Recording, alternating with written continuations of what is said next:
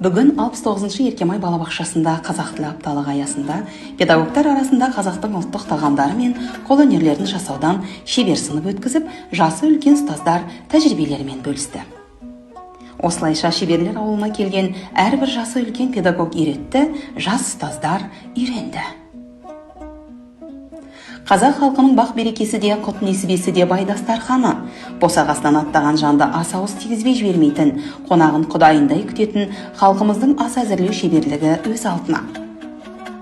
Мұнда бүгін құрт майы мен жентінің дайындалуымен қатар құрақшылар құрақ көрпе құрап, әшекей бұйымдарды жасаудың шеберлері мен сондай-ақ он саусағынан өнер тамған кестешілер мен тоқымашылар да өздерінің тәжірибесімен бөлісті.